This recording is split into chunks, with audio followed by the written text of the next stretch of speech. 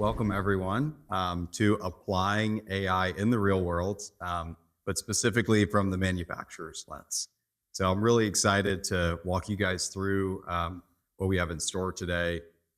This is my favorite topic, so I can go very deep in the technical and get into the weeds of everything. We can save that for questions at the end. Happy to do that, but I'm going to try my best to hit it pretty high level. So this way, everybody can kind of stay in the loop as we make our way through this. But a little bit more about me. I started as a technical architect and really I like to say, a recovering software developer now.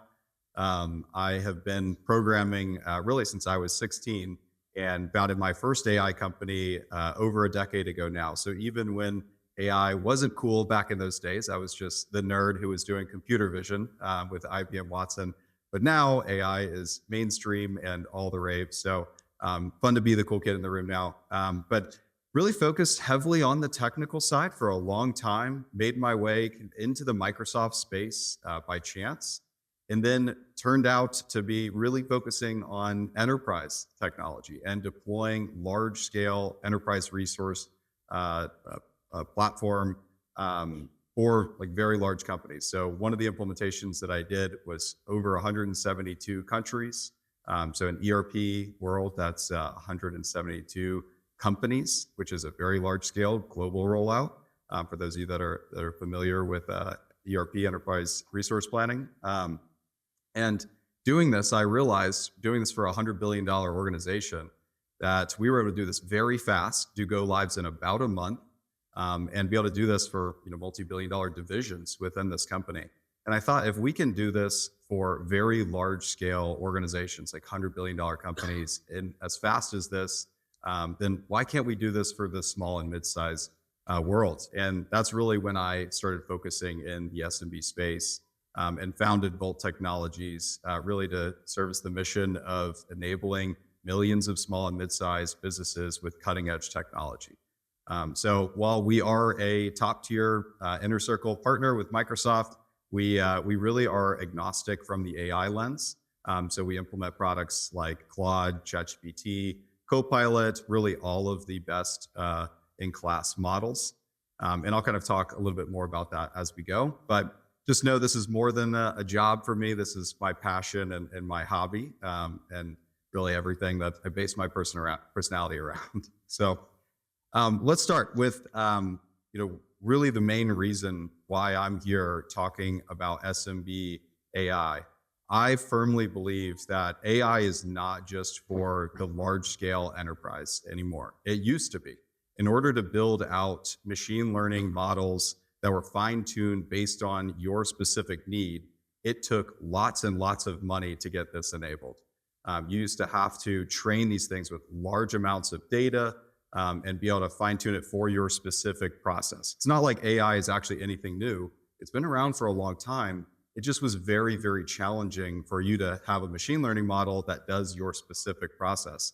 Now, with these large tech companies investing lots of money into the data and into the technology, now this stuff is available for small and mid-sized companies to do very fast and very affordably. So this isn't just for these larger enterprises anymore. It's now here for SMB manufacturers. So with that, what I want to cover today is I want to get to the real meat of stuff right out the gate. So I want to talk about the scenarios that are case studies from our customers, and then also just use cases that are out there in the market, department by department, so you guys can get a flavor for what's possible and what some other small and mid-sized manufacturers are doing that's out there. And then I want to walk you through how we educate customers on the levels to AI and how you can actually start to take advantage of these things, the things that you can do today, and then the things that you can lay out the plan to do tomorrow. I want to make sure you guys have a framework for getting to a return on your investment. I'm going to talk about the Microsoft framework, how you can do this within the Microsoft stack, and then other technologies that sit out there as well, and then how you guys can leave here and get started. So a lot to cover. I do want this to be a dialogue. If there's questions that you all have as I work my way through these, I would love for you to raise your hand, ask questions, and I will open it up in the end as well to get some questions from you guys on specific processes that if it's possible to automate or your pain you're currently experiencing today. So some real world scenarios. These are things that are going on right now that customers have implemented or are on the verge of implementing. And the first one here starts with a tortilla distributor. So this company, they do a lot of shipping out of tortillas to mom and pop restaurants and grocery stores. It's a heavy amount of palletization, and then driver goes out, drops off the tortillas. Someone at the back of the restaurant hands them a bunch of cash and then brings it back to the main distribution center. You have 3 AR clerks who half the day they spend receiving the cash from the drivers and knowing what customer it's coming from, and they're writing all of this stuff down and putting it into an Excel sheet. So they are basically managing a whole lot of cash for about 4 hours of the day at the beginning of the day. So they're collecting it, they're processing it into the Excel sheets, and then they're recording it down and actually putting it into a spreadsheet of what customer this cash came from.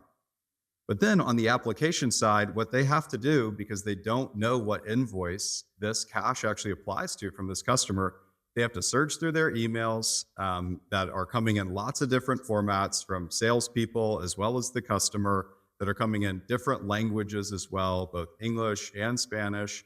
They're going through call logs of where people dropped off voicemails or sent text messages to be able to look and see what invoice does this cash actually get applied to. And they spend half their day doing this. Basically digital archaeology, if you will. They are going through all of their files and trying to find where this cash gets applied to. And so what we were able to do is build out an agent that goes through all of the context within their organization. So all of the emails in all languages and all file formats, all of their phone calls that are transcribed and text messages, and determines what invoice that a salesperson said, hey, this customer gave you this cash, this is the invoice that applies to. And it matches up all of those invoices for them that they have in a file. It gets loaded into their ERP and settled. It turns that 4 hours for each AR clerk a day into just 1 hour per AR clerk every single day. And so this is a huge time savings. It's over 1 year of processing time that we saved. And we built this agent in 30 minutes for them. And then it took us a week to fine tune it and make sure it was right for the scenarios. So that's real ROI. They now are able to spend their time focusing on going and actually seeing where they have aged receivables and going and trying to focus on collecting cash instead of doing the manual, recording of the process. So this was an AI agent, which is different than just inquiry, like putting a prompt into ChatGPT or into Copilot and getting a response, but an agent that is actually performing real work on their behalf that has context. It has access into their different toolings like the M365 suite or Microsoft 365 suite, which is Outlook, Teams, Word, PowerPoint, etc. So this was not possible before. Like this is literally an impossible task when you're trying to build this from a deterministic code standpoint.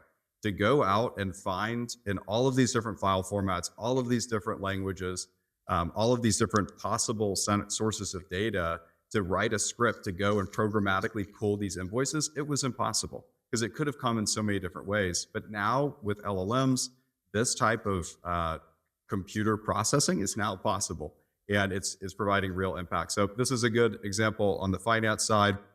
Some other examples on the finance side that we've seen: 3-way match for the purchasing side. So you've got your invoice that's coming in from your vendor. You have what you're physically receiving. You have actually what you're going to be paying them.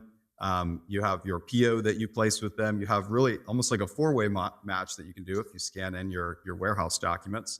And this match can be done with an agent and alert you when there's thresholds that, hey, maybe there's a tolerance that you accept, a small variance, but when you go outside of that, it alerts you on it. Same thing on the general ledger with having anomalies detected. So if certain accounts aren't supposed to be hosted within certain windows, or you're not supposed to have certain transactions flowing from a certain customer, you can describe these rules and these policies and then have an agent that reasons over your GL data every single day to surface these anomalies to you. And these are things that you can build by just talking and having a transcript of saying the things that you look for on a daily basis. And then you run it on a recurring job every single day looking at this, and it exposes it to you. So this is not very difficult stuff to build out. Again, it's about building it and then doing the change management of getting it into your process. It's way easier to build. It's much harder to deploy. Cash flow forecasting now within my own business, this is a good example. I can say project out the cash that I'm going to have a week from now, looking at all of our expected receivables, looking at previous cash that's coming in from customers when they typically pay. It can analyze all this data, reason over it, and then give you a forecast out in the future so you can have a good picture. You can change it based on the statistical model that you want it to use and get pretty advanced with this. But this is now possible, right? This used to be something that you had to fine tune an ML model, to be able to do this machine learning model. So now it's available by just transcribing what your pain is and then attaching it to the platform. So that's on the finance side. On the sales side, this is a huge scenario that we have as an off-the-shelf offering from Microsoft, and this is actually a sales order agent. And what this does, it monitors an inbox. It can be a shared inbox. It could be a personal inbox, so like sales@yourcompany.com, and looks for when people are requesting for items or sending in a PDF saying, here's my purchase order confirmation with you.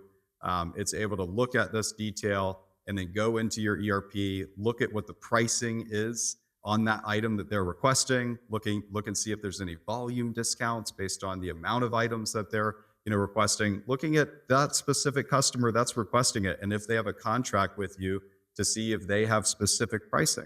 It pulls that information, builds it out into a quote, we'll send it back to them, and then they're able to then say, yes, let's move forward with it.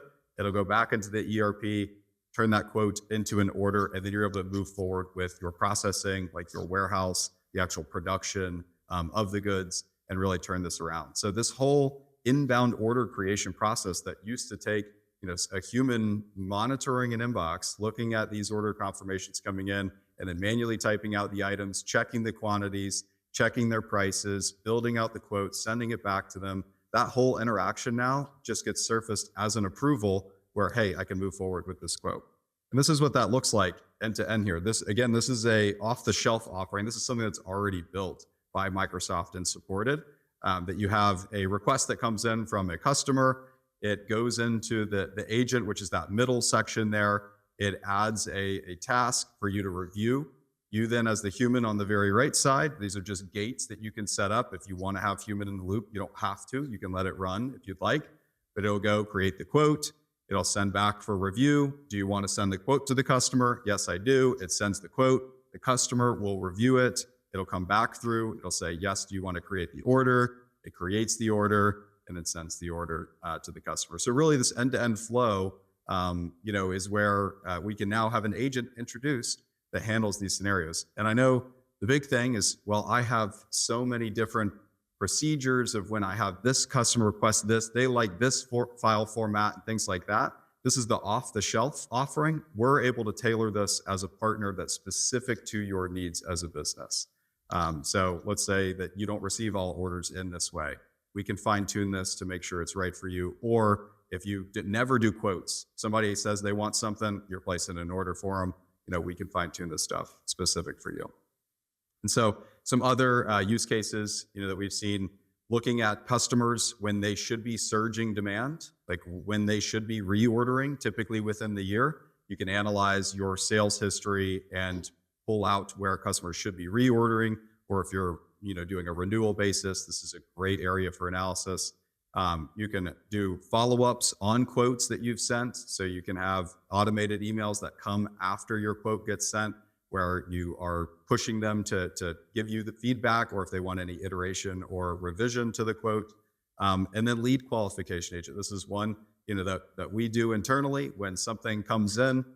When it hits into our, that Jackson manages all of this for us with our marketing engine, but it will go and look at various sources that are out there about the recent news from this customer or from this prospect. It'll look at their surging intent of if their people have been searching online for Microsoft solutions or for platforms that you guys sell. These things are able to then qualify and enrich that data automatically and then share it back with the salesperson. So this way, somebody is able to drop their name into a lead form on your website. It searches through all their recent information, gives them a profile on that customer, and then a salesperson can make a call to that customer with all of this rich data that says, oh yeah, we interacted a couple years ago at a trade show, even though that person wasn't maybe employed at that trade show or at the time that they went to the trade show. Pulls that data from the CRM. So you have this ability to really enrich leads as they come in and build a better qualification engine. On the purchasing side, this is again another Microsoft off-the-shelf agent that is able to capture AP invoices, so accounts payable invoices as they come in. It's able to use OCR, which is optimal character recognition, which looks at all of the image or the PDF and scans the text from it. So then it can create the invoice within your system. This has been around for a long time. I worked at a company back in 2014 that was a Concur competitor and did OCR. We had tons of people scanning in receipts for accountants. But what's different now is when that data comes in, it actually analyzes your chart of accounts and your transaction history and understands where should I map this to my general ledger? Like what account should this AP invoice line item now map to? And that always used to take a human looking at what that transaction was and, oh, this is a shipping charge. I have to put this to freight. And they always had to do that mapping. That is now done within this process. And then you're able to bring in that invoice and then post it. So this is what that flow looks like.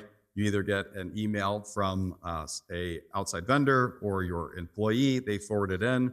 That email comes in. It's a notification. Again, you can set that up if you want to. You don't have to have human in the loop here. It extracts the invoice information, identifies the vendor. If there isn't a vendor, it can create the vendor for you. It'll then draft that invoice in there, and then it will post and finalize that. And then now, the latest capability is the three-way match that's being released off the shelf from Microsoft. Another one around inventory is aged inventory. So normally you have a report that's looking at all of your inventory that's on hand and saying, hey, this has been out in the warehouse for this long. Like, why is this out there for this long? Let's go look at this stuff. You normally have some sort of report that's doing this. So all of that's still able to happen where you're reviewing aged inventory. It's giving you suggestions around should you mark this down in price? Should you actually write this off if this has been out there for too long? Hey, maybe it's even expired. But the key difference with now being able to do it with an agent is that bottom right section down there. It can actually go out into the market and look at your ERP data or your business data and understand, why is this product actually sitting out here? Does this customer that typically buys this, did it go bankrupt? Did they go bankrupt? Is there no more demand out there in the market for this? So it's able to apply, the human level reasoning on top of what you would typically get with a deterministic process of reviewing aged inventory. So this is a very powerful tool. On the manufacturing side, a bunch of them here, obviously, for manufacturing con. AI-assisted bill of material creation. So this is a really great one. So I have a new product that I'm wanting to release, and I want to actually instead make it red, and I want to add a little more loving care when we go through a process of maybe the inspection, or when we add in a additional piece to the product, right? And so you can describe this in a way where you can say, I want to add a product that's similar to this other item, but I want to change these route operations on it. I want to have longer times here for more quality inspection. I want to add in different colors, and I want to add in a little piece to this. It's able to analyze your other bill of material data and your route data, so the operations that it takes to complete the finished good, and give you a bill of material and a suggested cost for this based on previously created bill of materials and previously performed route operations. So this helps dramatically with product inception, product lifecycle management, allows you to speed through that testing and iteration of, should I even move forward with this product? What if we created an item like the one that sold really well last year, but we added this extra widget to it. And then it comes back and says, that's going to be way too expensive, right? It helps you iterate because you can get real changes in real data based on your business data.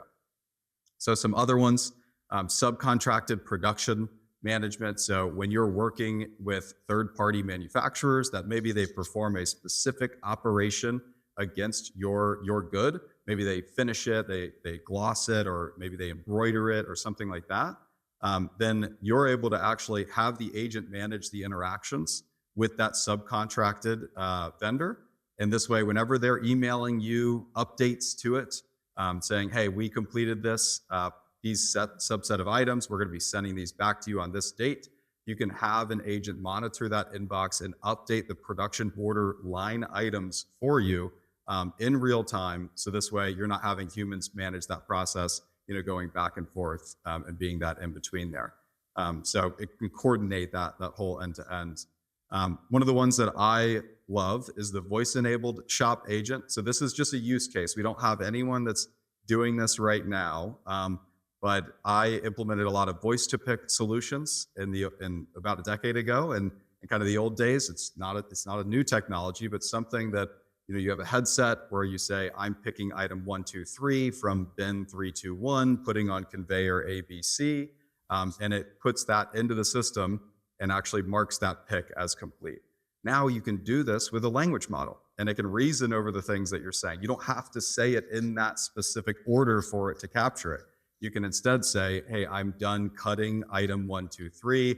It's going to be, square feet X, and it can report that as finished for you. Doing it hands-free with your teams is, a great idea. So a really great use case for natural language use within the shop floor. And then quality compliance. So you can use things within your ERP, like production order data and route operations, analyze where there could be nonconformances, where there has been previous nonconformances, and proactively surface up quality metrics around, hey, maybe this specific person is working with this product, they're new, maybe we need to do more sample checks or more quality checkpoints with those items that are coming off that line. So you're able to look at the data and be able to analyze proactively where you could have some quality nonconformances. So I just hit you guys with a ton of scenarios. There are a whole lot more. These are literally just ones that yesterday I was just transcribing the different ones that are possible and what we're doing with customers. Going to open up in the end as well to ask you guys questions on like what areas would you like to automate, and I'm going to help kind of coach you through that. But this is how you should approach AI. You shouldn't be thinking about, all right, how do I immediately get to all of those scenarios? Because I promise you, if you're running on paper today and scanning out, manual paper-based job cards, and you've got basically paper-aged AR reports that you're running everything on, you're not going to be able to jump to the autonomous agents yet.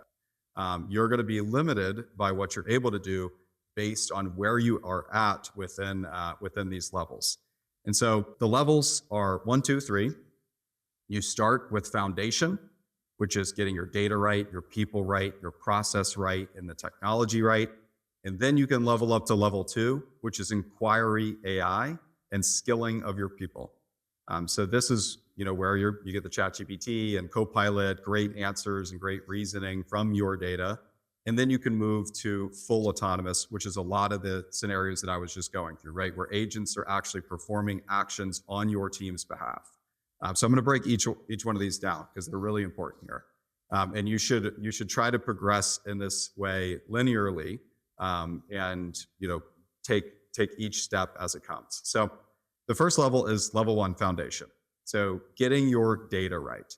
If you put an agent on top of your data, that is, let's say it's your production data, and you have incorrect lead times for all of your items, or maybe you don't have lead times for all of your items on how long it takes to produce. And you say, how long is this going to take me to produce?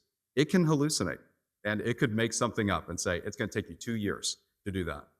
Obviously, that's not true, but it's because you don't have data that it's relying on. Data is the gold of this new intelligence era. So getting your data right, having a single source of truth around where this data is coming from, makes it much easier for the AI to ingest and reason over. And having things that are like clean and accurate, just as it was just as important over the last 30 years of writing deterministic code for processes within businesses. It is just as important now, but even more so because now you're letting agents run autonomously on top of that data. Humans have the ability to say, yeah, it's not going to take 2 years for us to produce that. It should only take us a week. But AI doesn't, right? It's basing it off of your data, so you have to have that clean.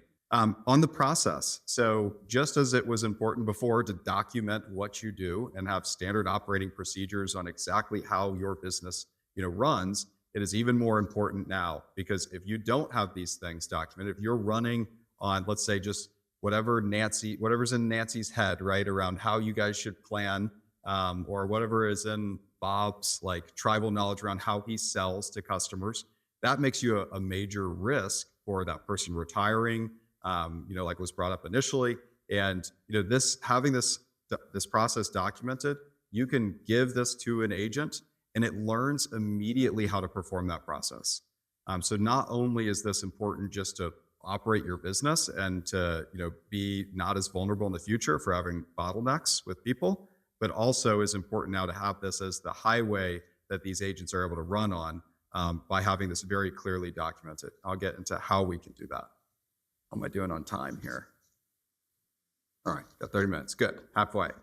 And then on the people side, you have to have your organization understood. You have to have your departments understood. What is the purpose of this department? What is the objectives they're trying to achieve? You have to have all of this documented, and this way that your agents are able to understand how you're compartmentalizing your business and how to operate within that environment, because every business is unique. And then the technology side, so ensuring that you have systems that are accessible by AI. If you're running on like a green screen AS400, like an old school IBM iSeries or something, and you have to use function keys, there's no concept of a mouse, AI is not going to be able to operate on that. You have to have a modern solution that is accessible by AI, having modern APIs and even MCP servers that are available for these AI agents to be able to access and perform actions. So it is very important to have this core foundation of technology in there that's accessible by AI. And this is what you should be focusing on first. Before you start really diving into a huge agentic project of deploying it for all of your businesses, this is what you should be focusing on first and getting right. Because this is really the foundation that everything else relies on. The level 2 is getting into upskilling your team and building out inquiry AI. Using AI now, your team should be 10 times faster at retrieving information. You should be able to ask, what's the available inventory of this item at this specific location, and have that answer instantly. If it takes you a day or going out on the warehouse to actually figure that out, you need to go back to level 1, right? You need to start working on that foundation, having that data right, having everything right. But with these tools like Copilot, ChatGPT, Claude, a lot of these modern LLMs, they all plug into these core foundational technologies, modern ERPs and CRMs, to be able to answer and reason over that data that you have available there. So you're able to now ask questions like, what's the top 10 slow moving items that I have? And it will go through, reason over the data that you have, build out a report for you. And not even just that, you can say, I want to create a document from this that shows all my executive team are top slow moving items. So not just the text that comes back, you can have actual artifacts that are created using these technologies now. The basic questions around what customers have outstanding invoices, who is our largest past due customer right now, building out all of your aged AR reports, things that used to come back as just big long text. Now you can nicely format these things and have these available as reports for your team. And so getting level 1 right, having the data right, the foundation right, your processes documented, and your team understood, your people understood, you can now very easily plug in these LLMs to reason over the data that's available. And it understands your process, understands your people, your data, and it's going to give you better responses because of that. And how you do this, like how you get here, is first off, you enable it after getting to level 1. And then you build champions within your team.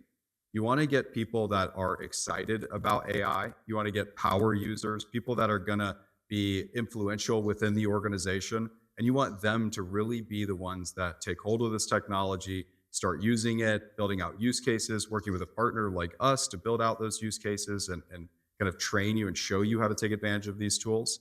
But this level two, the hard part is the change management, right? It's getting somebody to change the way that instead of going into their email every single day, they go into the tool and ask, hey, what are the items I need to move on? What are the production orders that need to get pushed through? Which orders need to be released today?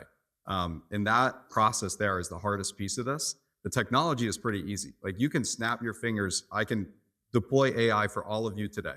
Like go into Claude, ChatGPT, or Copilot and enable the M365 connector. It's going to connect to all of your applications and be able to go in and reason over all that stuff. But your team is not going to auto default to going in there and using it. And when you open up these chat box, it just is a blinking line that looks at you like, all right, what do you want to ask me? You need to educate and train your team on what to ask and how to use these tools, what they should be asking and what they should not be asking. So leveling up the skilling and then building out that inquiry AI is the level two. And then you get to the fun stuff. This is the full autonomous agents. So this is where you're actually taking that inquiry AI and you have it reason over your data, and now it goes and does something for you. So this is the sending a sales quote to a customer, sending a purchase order confirmation to your vendor.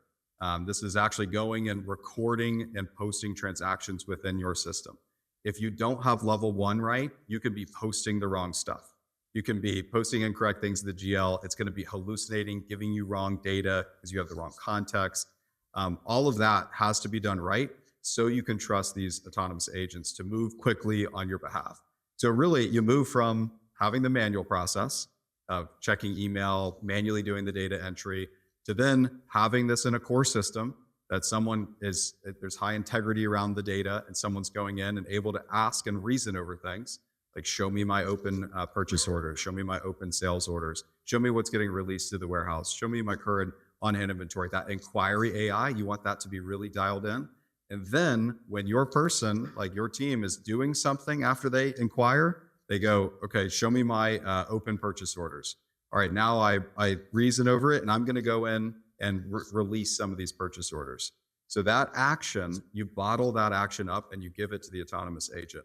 And now it's able to perform that on your behalf. That's where the real ROI of AI comes in. So this is getting all the way to that level three. And there's not that many people that are doing this because it's so hard and has been so hard to get to level one right. And then get to level two. It seems easy, but then getting to level three, it kind of all falls apart because you're on a rocky foundation. You can't trust your data.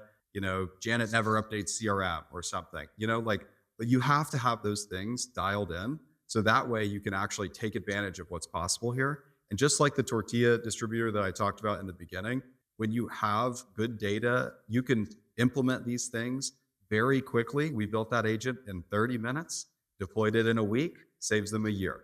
So these things are very powerful. And like we talked now through the levels, level one, level two, level three, what's the framework that you can use?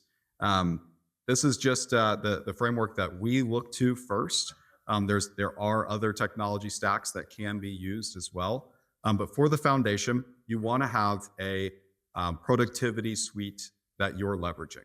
So Microsoft 365 is the productivity suite that 95% of Fortune 500 companies use. It's the kind of the most well-known and most well-used. There's also like G Suite or, I think that's really the other main one, honestly.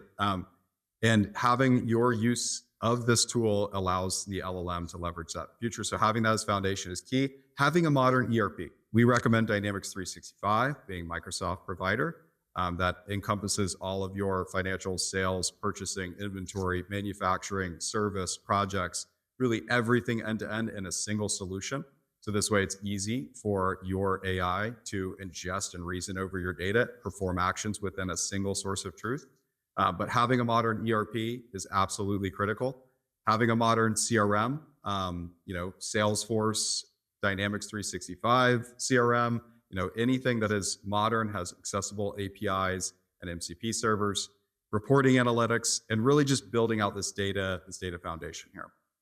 And then on level 2, Microsoft Copilot is a really great tool, not because of the models that it uses. So Microsoft Copilot is not a model. I'm kind of breaking the mold. Everyone thinks of, should I use Copilot or should I use ChatGPT? They're not the same thing. Copilot is a framework and a platform to use models. Microsoft has over 13,000 models available on its Foundry portal that you can access and embed into Copilot. You can fine-tune your own organization's AI model and embed it into Copilot for everyone to use. So Copilot does not equal OpenAI. It does not equal Anthropic. It is a platform to use those tools, because Microsoft, in this world of really, really fast jets and airplanes that are going from point A to point B very quickly, those are the agents. Microsoft wants to be the air traffic control and the airport to make sure that all of those jets are running on time, that are getting to where they need to go, and making sure that everything is done securely. So it's a great tool for it. You can just embed directly ChatGPT or Claude into your level 1 stack. So into all your productivity tools for that inquiry. And then you have this ability now to reason over all the data. And then autonomous agents. So this is, again, where the fun stuff gets. There is a ton of, this is where the most amount of innovation is happening right now, especially over the last 3 months, honestly. You have tools like AI Foundry with Microsoft that you can, again, like I said, fine tune all of those models and then embed them into your Copilot, or you can build custom agents that perform very specific processes. You have Anthropic, which is basically the leader right now when it comes to model performance with Opus, Sonnet, and even if some are familiar with Mythos, maybe get too technical here, so stay higher level. You can build Copilot Studio agents that embed directly into all of your level 1 technologies. And that's a more drag and drop off the shelf type experience with Microsoft. But this is really how you see those levels and how you can adopt it with this technology. So I'm not going to cover too much of this piece. I kind of already explained a lot. These ERPs like Dynamics 365 Business Central are all in one.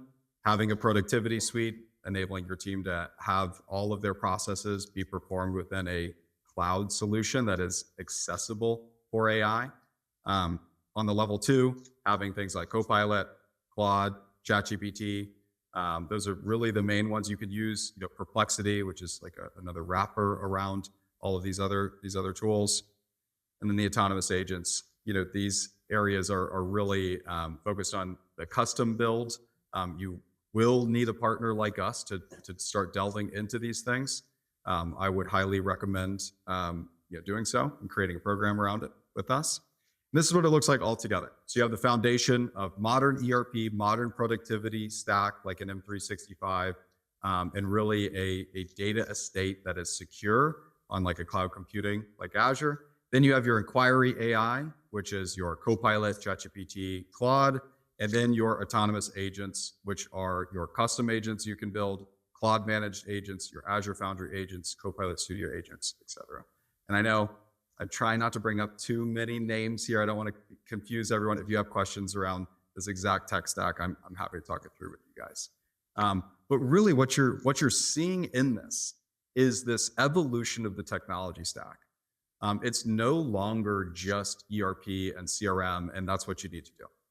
You now have these layers that are evolving around the core systems of record that are equally as important and require processes around. And you have to be thinking in this way now of not just managing the system, but being a context engineer and a prompt engineer and having that understanding and that skill set within your teams to be able to take advantage of these tools.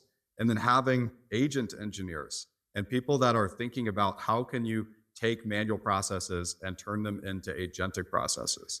But it's important to look at it in this way that everything builds off of the system of record. If you have bad data, your agent is going to be making mistakes. If you have poorly designed processes, your agent is going to be making mistakes.